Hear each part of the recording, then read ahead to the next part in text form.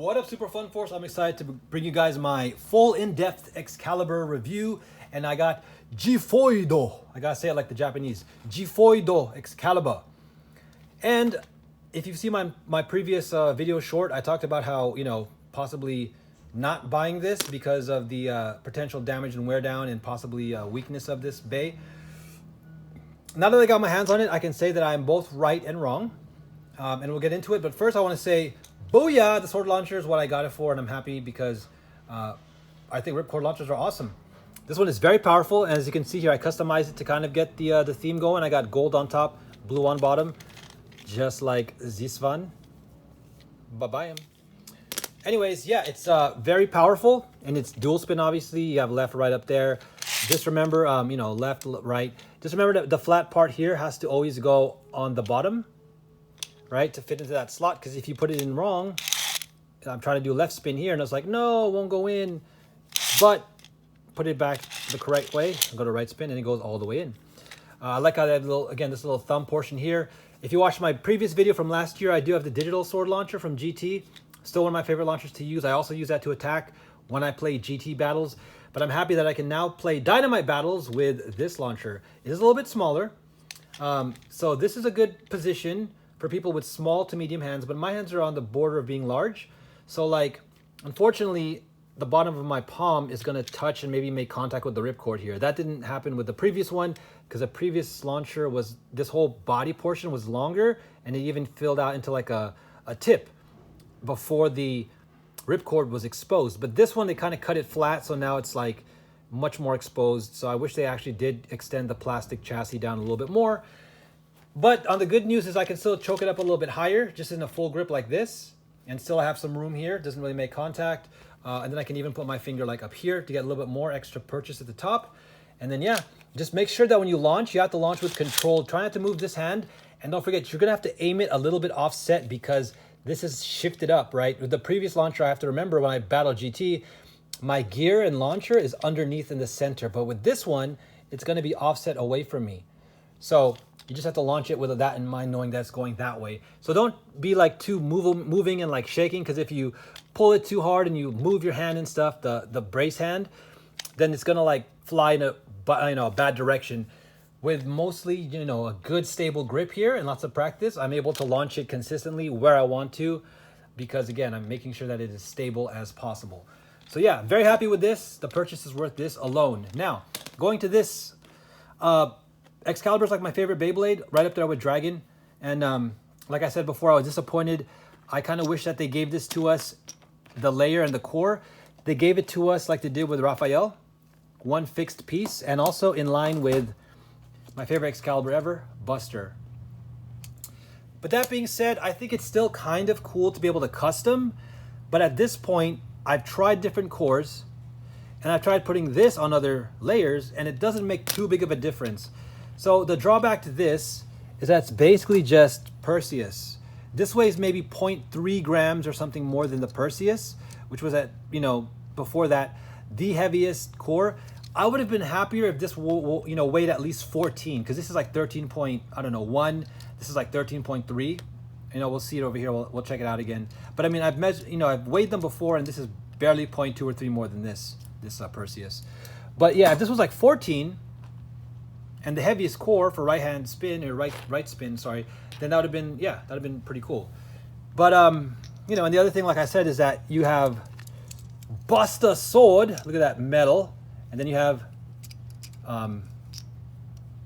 dagger, right?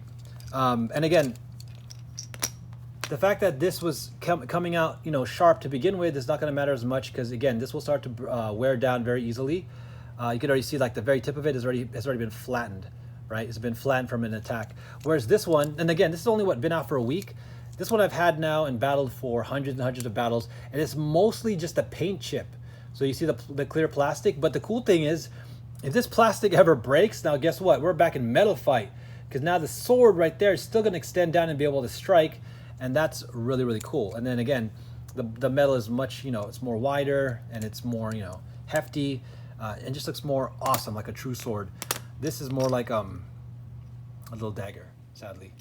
All right, well, again, I'm not gonna sit here and compare and complain the whole time.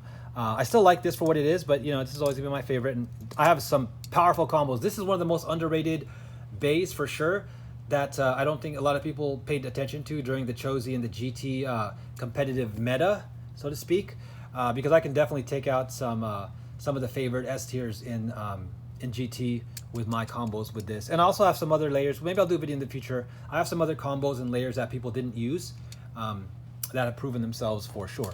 All right, so going back to this, I think this though will have a pretty good showing. From what I've tested it against, I want to say that I prefer this in high mode so far with my custom driver combination and my settings on how I do it. But you know, obviously it's still all around decent in low mode. The one thing you have to be careful of though is that in high mode, so what basically happens is like this is almost like having a double Perseus core, because in high mode, right, obviously when you put the armor on, it's the only way to line up this little tip here, which doesn't make too big of a difference, right? Because when you weigh this, this weighs less actually than 2, than 6, and even 3, and you can still, because this front part here is a little bit heavier, see how they hollowed that out just a tad, and then this is just basically an engraving, you know. It's more like this was just built heavier on the front side. But if you do the same thing with 3, you know, you put the heavier side on the front, you know, 2, you know, you kind of get the same thing. But in testing, I think that this one is fine because even though it's lighter, it is a little bit more equally heavy on this side and less on this side. So it kind of still bounces overall. But when you put it on from underneath, there's no way to line up that metal point with the sword. Only again on high mode. But I mean, you still get the heavy part. You can still put the heavy part on low mode to be facing the side that the blade is on, right? You can still place it so that this heavier side is, you know, right up in this area. So there's that. And then Xanthus also is not as heavy as like Giga over, you know. But what's nice about it, obviously, is the fact, like they explained, they have the extra locking system here, so it doesn't rattle when you put it up against this with this core and with the Belial core, right? But what's still nice is that even though this is a fused disc, which is cool, this point here being more like, you know, again, pointed, this is actually a forged disc that can make contact in high mode. That's why I like using this in high mode, because you have kind of like 2 ways to strike. You know, if the bay that you're fighting is a little bit lower, it gets hit by this, and then this can like tip over and hit it. Or again, if the other bay is a little bit higher, then you can make contact with this. If you put it in low mode, it starts off to the side. You got to make sure you line it up this way, because you can obviously still put it in backwards. But it starts off here, so it gives weight to the front area. But after taking 1 click, then it'll line up like this, and then that'll activate the sword being able to come out, and that's when all the weight goes here. But again, it's not that significant. I feel like if you put Perseus here, it would be very marginal to have just a little bit of that metal that way. But I mean, I'm sure it adds up, you know. I'm sure it works, that plus that, you know. And again, this is not even metal. This is just a shaped plastic. So again, it's more of like a striking point than it is adding weight to me, you know. Because the weight is the metal. Most of the metal. I mean, obviously this isn't like weightless, but it's still plastic, right? But it's not as, you know, heavy as if they actually put a metal piece there. That would have been super awesome too. So Takara told me, I wish you put metal on that area, and then maybe somehow just fuse this or gave us a better high mode, because I like using it in high mode. Again, fine. That's okay.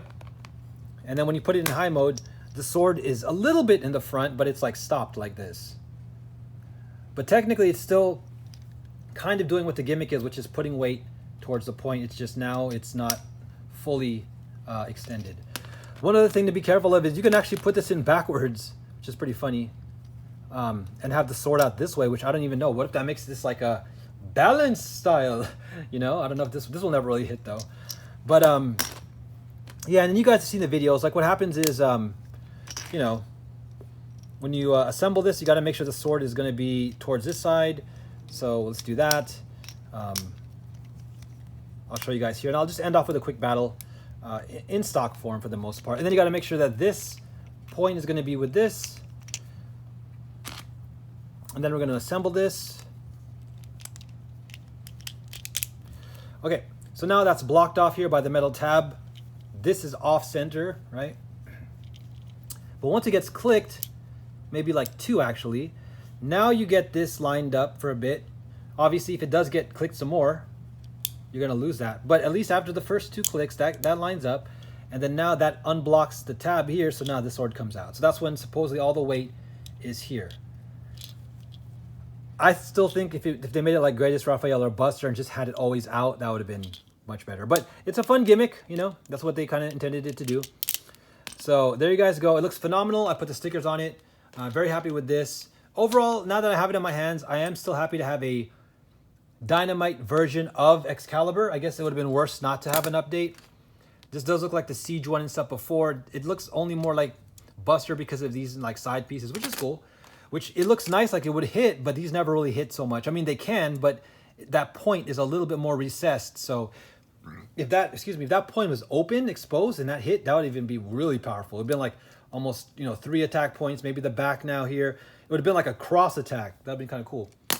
But again, I can say buy this if you want a powerful right spin attacker that you know, though, is going to wear down. You want to experiment with the parts because, again, you can take the sword core out and have another heavier right spin core. The Xanthus disc, I think, is pretty decent overall. It does have the tendency to scrape even though it's kind of thin because it is wide. I also did notice at the last minute, I've also tested this, almost forgot, with things like Nexus, right? So these ones are also wider. And these are both heavier than the Xanthus disc. So I'm almost like, well, if you're going to put a heavy forged disc on a Bay, you still might want to choose from these or Giga or over. But again, depending on how you set up your 5G team, it's good to have options, right? So this is another heavy right spin attack. It could be used for left spin, but you know, whatever. It's still a heavier forged disc to use for attacks, and that's good. These don't really work as well so far because what's happening is if I try to put this in a high mode, this can hit for sure, any of these 4 points, depending on how you set it up. But these are thinner, so these don't really attack or hit as hard. This is fantastic. S-Gear is my favorite because of its, you know, stamina defense, or you can fix it and it can be a little bit more offensive. But the striking points are more like turned in.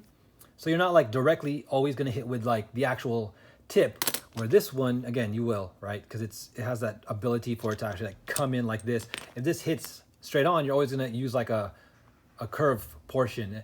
And even in fixed mode, like it's very hard to hit and catch that little protrusion there and there. It'll probably just hit this one first, or it'll kind of glance over the top of it. But still, I prefer the S gear over the D gear for sure.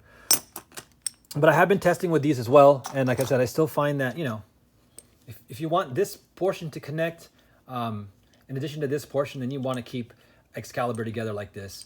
So there you guys go, Xiphoid. Yeah, and then I'll just, oh yeah, let me just quickly weigh them, and then we'll just do a quick battle. This is about 9.3, I think, sword. It's not as bad as I thought it would be. It's actually okay on the Dynamite Battle Stadium, so it's not terrible. This is about 32, yeah, 32.49.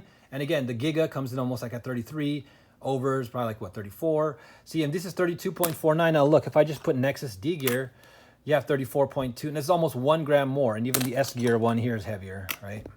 Yeah, see, so these ones are both heavier overall than this, but weight is not everything, especially for stamina and balance. For attack, it can be, but you know, if you want to give your attack base a little bit of chance of like having some stamina and final spin, then having a lighter forged disc is actually okay. It just depends on your build and your total weight.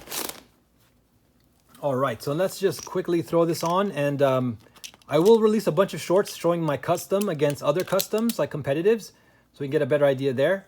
But yeah, I'll use it in low mode first. Gotta make sure the sword is in. All right, there we go. And again, it's so funny if you put this on backwards, you can actually have the sword also protrude out the back. So that's a little funny. All right. Da-dang. We're gonna go up against one of the most powerful staminas, which is Dynamite F gear on bearing dash. Or bearing, well, either one. I would switch it between the two. I think, yeah, okay, it's on bearing right now. So if I just let this go here, I'll give it the center so it has maximum stamina and away from the pockets. And I'll aim this out here. I'll shoot it to the left and go. See how it does? So I was able to aim it. As you can see, I aimed it directly in and it did fine. sword dash caught on the outside, but it still might win. Wow, power. Look at that. Look at that. There's a victory against competitive combo. And again, it doesn't, hurt to be able to use sword power. So ultimately, I say if you know and understand the fact that this will wear down and you're okay with that, then it's definitely worth buying, and especially if you want to use the launcher. Especially if you want to use the launcher. If you just really like the launcher, you like your other attack bays, whatever, see if you get this separately. You might like that. But yeah, I can honestly say now, after holding it in my hand, I don't feel bad buying it. It's not as weak as I thought it would be, but I was still right that, yeah, it definitely going to wear down. And I still miss on the fact that it doesn't have the full metal gigantic sword and maybe the fused energy layer, but it's okay. Maybe customizing it in the future will be okay. But I wonder if it was like Raphael, and then if it was like permanently in high mode, with the sword like being in there all the time, what it could have been, But I don't know, maybe it would have been too powerful. Maybe they had to kind of like nerf it a little bit so that way it's, fair for the other Beyblades. Who knows?